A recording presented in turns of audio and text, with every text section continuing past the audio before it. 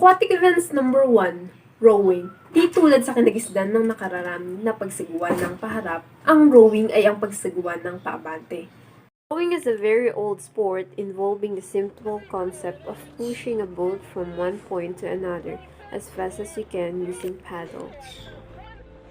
Maaari itong individual sport, but originally rowing is a team sport that needs teamwork, especially when it comes to racing sport competition. With the Germans still leading the way, with Canada in there too, with the Netherlands. The equipment that are needed for rowing, of course, number 1, rowing boats, sometimes called shells or long narrow boats. Second one, oars or paddle are used to propel the boat.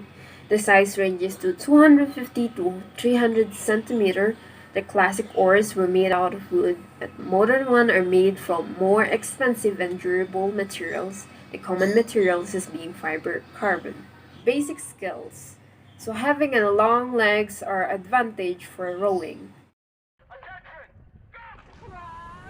Having longer arms and legs allow an increased leverage to apply force to the foot stretcher and the blade compared to those who have shorter arms and legs. Basic sculling skills including grip balance, posture, basic stroke sequence, and blade work, steering and even carrying the boat. Basic precautions. Of course, before learning how to row, you should know how to swim. Even you already know how to swim, you should wear or at least have a life jacket for an unwanted accident. And lastly, check the weather before rowing. Aquatic number 2, swimming. Ito ang pinakasimpleng sport at resisyo sa tubig kung saan kailangan lumangoy gamit ang mga kamay at binti upang lumutang at gumalaw sa tubig. The propulsions of the body through the water by the combined arm and leg motions and the natural floating of the body. Equipment. Para sa ating equipment, kinakailangan magsuot ng wetsuit, damit magbasa, goggles, ng sisisid na matagal sa ilalim ng tubig, swim caps upang iwasan gumulo at matakpan ang mukha ng ating buhok. Chlorine can cause a considerable amount of stinging when it comes to contact with the eyes. Goggles protect the eyes from the chemical. Basic skills, breathing, pagkontrol ng paghinga sa ilalim ng tubig. Arm stroke, kick. The flutter kick begins at the hips and flows to the feet. Safety precautions. Ito ang mga dapat tandaan upang maiwasan natin ang disgrasya. Magdala ng salbabida at itabi ito sa iyong sarili. Kung hindi naman tayo gaano marunong lumangoy. Iwasang mag-swimming sa dagat kung malakas ang alon. At para naman sa mga bata, huwag silang hayaang mag-swimming ng mag-isa.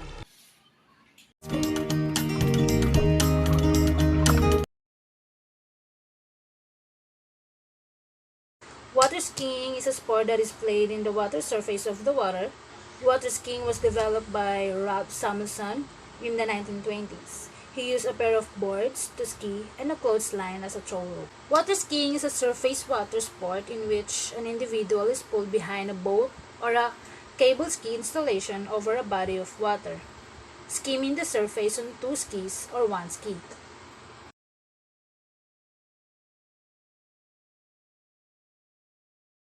Water skiing is a sport that requires a lot of special equipment. The sport is performed on a body of water and usually involves a boat pulling the skier. The most important equipment needed to water ski includes a pair of skis, binding, a tow rope, and a boat to tow the skier. Other essential equipment may include a life jacket and a ski gloves. And here's the list of water ski skills. Number 1, weight distribution. Number 2, turning. Number 3, foot position.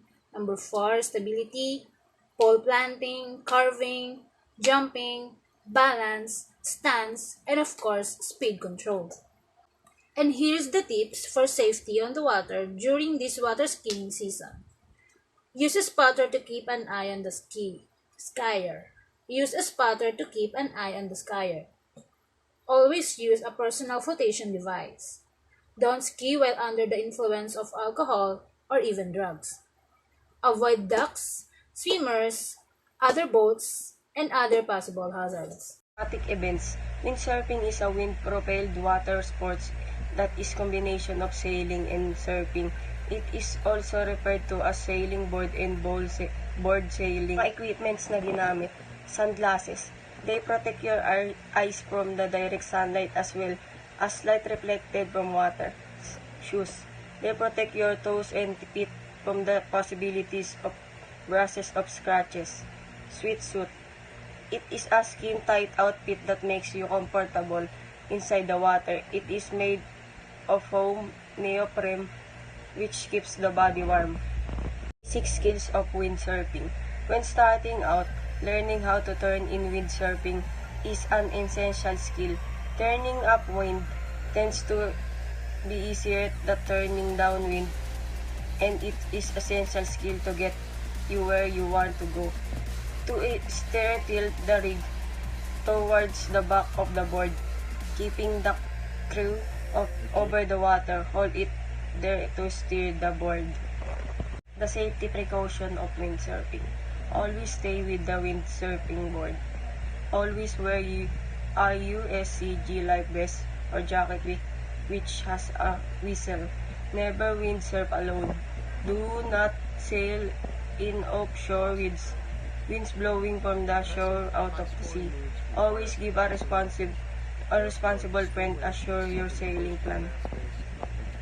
Ang surfing ay isang sport na pagsasakay sa alon ng dagat. Gamit ang surfboard, pagpapatangay sa alon hanggang unti-unti lumiliit ang alon.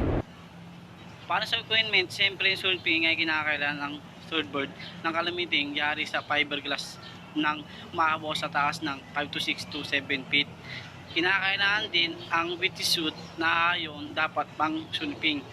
Para naman sa ating basic skill upang makapag-surf ng tamang kailangan ng foot balance. Ito yung skill para sa pagligo ng flexibility mula sa paghinga at pagtayo sa surfboard. Straight, kinakailangan ng may sapat ng kailakas ng upper body para maiwasan ang anumang serious na injuries.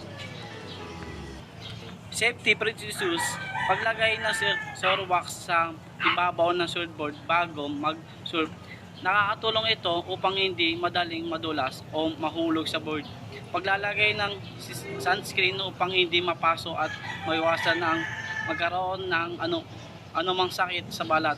And lastly, make sure you know how to swim, check the weather and know your limits.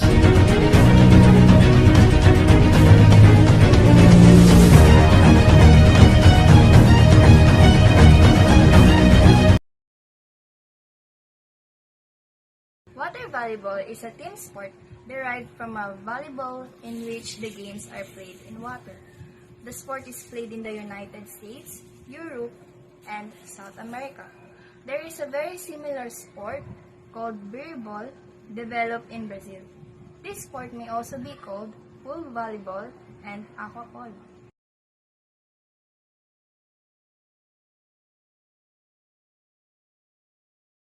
Kailangan tayo ng mga equipment tulad ng bola at ang mga safety gears tulad ng padded shorts at iba pa. At may mga manlalaro na gumagamit ng net at minsan ay yung iba hindi na rin gumagamit.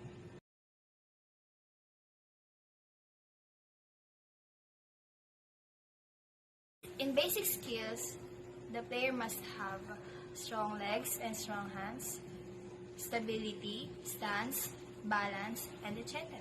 When it comes to playing water volleyball, we must remember these things. Kailangan natin ng proper warm-up and proper stretching para hindi mabigla ang ating mga katawan sa paglalaro.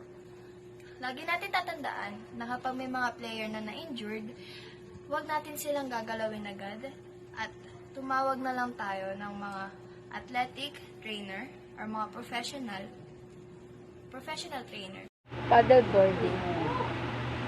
Paddleboarding is an outdoor water sports activity where a rider stands up on a large board and uses a paddle to move through the water. And these are the equipments of paddleboarding. First, of course, yung paddle and SUP board, life jacket or personal flotation to keep you safe while out in the water. SUP leash, it can help you stay connected to your board. Hand pump.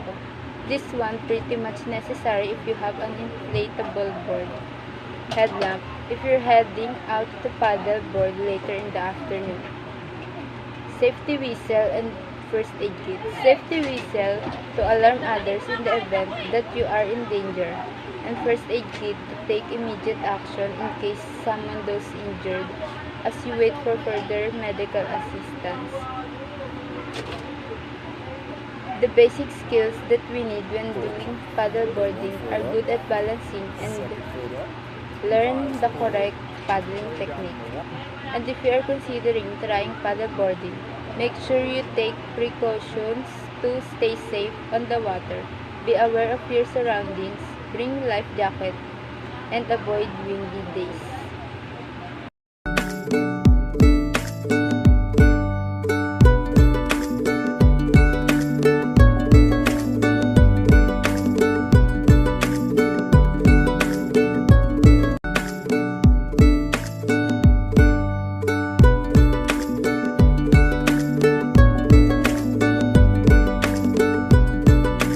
Hello everyone, my name is Faye Talamante, and today we are going to discuss the elements of wakeboarding. So what is wakeboarding? Wakeboarding is a water sport in which the rider, standing on a wakeboard, is towed behind a motorboat across its wake and specially up off the crest in order to perform aerial maneuvers. A hallmark of wakeboarding is the attempted performance of mid-air tricks. What is the purpose of wakeboarding? A great way to tone up, loved by board sports fans. Wakeboarding uses all the body muscles and it is great for strengthening the abs. Wakeboarding is also perfect if you need to work on your balance. It is an excellent option for anyone who wants to use their holiday to get in shape and tone up their body. Is wakeboarding easy to learn? Wakeboarding will certainly give you your fix and is relatively quick to learn. Unlike most other water sports, wakeboarding has a satisfyingly steep learning curve, and depending on your confidence and previous board experience, you can be popping ollies and carving up a watery storm even on your first go. Is wakeboarding a real sport? Wakeboarding is an extreme sport performed on water. The rider is fastened to a board and towed behind a motorboat at around 50 kilometers per hour. It's almost like riding an endless wave, and it is suitable for a wide range of people in terms of age. What is the equipment used in wakeboarding? The main pieces of equipment needed for wakeboarding are a boat, a wakeboard boots, and a tow cable for the rider to be towed behind the boat. These pieces are the foundation of the sport, and without them, a wakeboarder would be unable to partake in the sport. What are the parts of the wakeboard? There are three major parts that make up a wakeboard, and those are the flex, the rocker, and the fins. And that is all about the wakeboard. Thank you. Aquatic events number 8. Ang cave diving ay underwater diving sa mga kuwebang puno ng tubig. Ito ay maaaring gawin bilang isang matinding sport, isang paraan ng paggalugad sa mga lubog na kuweba para sa siyentipikong pagsisiyasat. Mga kagamitan: swimming, diving regulator, surfer marker, diving mask, scuba seat, and dive light and dry suit. Mga skill: ang traditional na paraan ng mga komunikasyon ay sa pamamagitan ng signal ng linya. Ang pinakamahusay na paraan upang gawin ito ay manatili sa iyong pagsisisid at posisyon. Signal sa iyong body na mayroong kang cramp sa iyong binti. Kapag huminga ka, ay binabawasan mo ang mataas na presyon. Para naman sa sip precaution. Bago tayo magsimula sa cave diving ay dapat handa i-check ang mga halagang dalhin katulad lamang ng air tank, at pagkatapos isubukan natin minimum pressure ng tank at kunin natin ang buoyancy coefficient. ay dito nilalagay ang tank na parang jacket na isusuot mo. At pagkatapos ibuhati natin at parachute na may laman. At pagkatapos ay ilalagay natin ang regulator, main regulator at backup regulator. At i-shake natin ang pressure ng hose na kung saan isisiksik sa tank para makakuha ng hangin. At panghuli ay para na rin sa kaligtasan ay sumunod sa leader at maging disiplinado. Of your fin backwards and stretching your leg. But it's much more easier if your body helps you. Massage your calf until you release the cramp. And then continue your dive.